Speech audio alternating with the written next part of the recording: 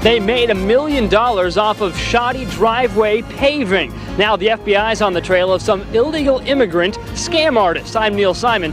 That story coming up in a live report. Green was in federal court and showed very little emotion just about 3 blocks away from the Capitol he's accused of storming just yesterday morning. You can now bring bottled water on airplanes, but you've got to buy it in the secure area. And you can also bring other liquids, lotions, and gels as long as it's the small travel size. They say it's at least 35 from right here. The only way to get it any shorter, hop on the train. They say the buyers have a couple things on the top of their mind now when they're buying spinach. They want to know, of course, the quality of the food, but also where it came from.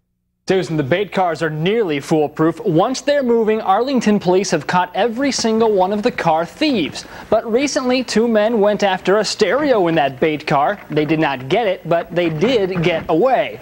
Police are hoping showing this hidden camera video will help find them. These are the bait car bandits, using all their might to steal a stereo from this Arlington police-owned bait car. Unfortunately, what happened in this case was that they didn't actually take the car. They broke into the car seeking to steal items from the car, and then before we arrived on scene, they'd already departed.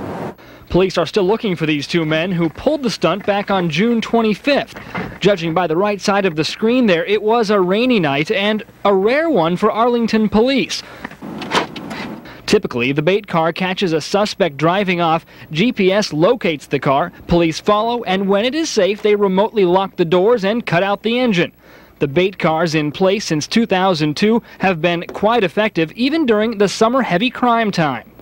We had fewer cars stolen in Arlington last year than in any year since 1965, and certainly part of that is because of the bait car program. While auto theft may be down, it is also changing locations. Auto theft is not just a back alley crime anymore. Your vehicle can now be stolen just about anywhere. In fact, some of the most recent crime involving auto theft in Arlington has been in a quiet neighborhood like this one. Police still want their thieves, who will face theft and destruction of property charges for busting the window, but local auto body shops say the theft victims seem to be making simple mistakes, drawing criminals to their cars. The #1 draw, electronics. Leaving high-end electricals, iPods, XMs, MiFis, things of that nature in plain view, and it's just easy to see, easy to take. It's in and out. They don't have to fidget like they did car stereos, pop it off the adapter, and they're gone. Free money. It was not that easy for these 2, taking the bait and now landing with a warrant for their arrest for the stereo they never got. In Arlington, police have arrested 54 suspects based on the bait car technique, and thanks to that hidden camera video, court cases have been a cakewalk. Every single bait car suspect caught has been convicted, but they'd still like your help tracking down those guys we just showed you who tried to steal that stereo. Wendy? Gaithersburg police and the property owner out here say no more day laborers can wait in this shopping center parking lot, but they can temporarily wait on this grassy area owned by the church next door. Temporary solution. Immigrant families want a permanent one. So we need everybody to move their vehicles, please. Gaithersburg police clearing a shopping center parking lot before day laborers even showed up. The workers never came. They feel threatened. Immigrant supporters demand the city find a place for workers to gather. Workers like 24-year-old Fernando from Honduras. We need that corner for work. He came here 9 months ago to send money home toward building a house. He makes $150 a day here when there's work and practices his English when there's not. He says it's not police, it's the neighbors around the shopping center who have a problem with the laborers. I work hard to have my own business, and for somebody to come here and take the rights away from the people that are legally here, it's not right. This isn't an immigration issue, this is a trespassing issue, it's a private property issue. The businesses just want to get back to normal, so we're not targeting any one group. Police referred workers to Montgomery County's official day labor sites in Silver Spring and Wheaton. The county has set aside $125,000 for a Gaithersburg center. They leased this spot on Frederick Avenue, but the city said it's not good enough. In a letter obtained by News 4, the county says to Gaithersburg city manager, "We remain committed to assisting the city in getting a center operable, but are concerned that Gaithersburg has made little progress in identifying a permanent site."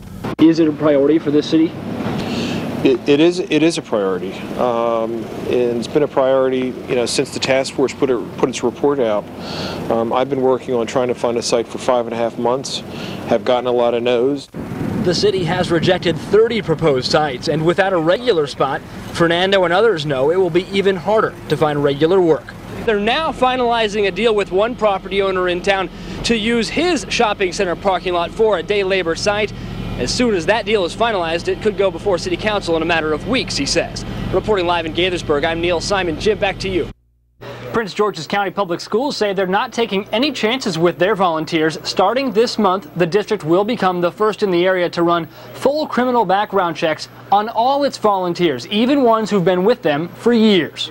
The first day of school, and now volunteers who've been helping out in Prince George's County year after year will be subject to fingerprint background checks. It's an unfortunate necessity and expense, but we believe it's a small price to pay to make sure the kids are safe. A necessity after the Aaron Burroughs case, the Bowie High volunteer football coach who is now charged with pimping a 15-year-old girl. Prince George's started requiring checks of new volunteers last August.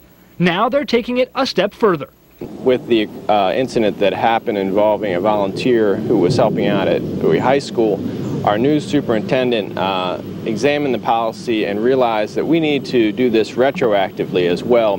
Parents say they like the aggressive policy. Well, as far as I'm concerned, by me having children in school, they need to check the background of everyone.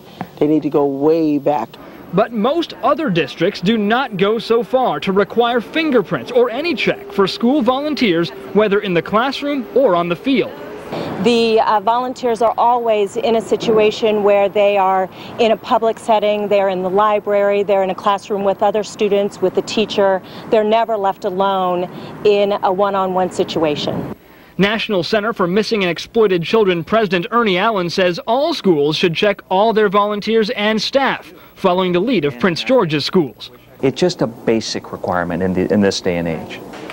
One that Prince George's school officials say will bring added safety, looking into every volunteer's past to avoid any problems in the future. The district began checking volunteers last week. So far, officials have not reported dismissing any volunteers based on those checks.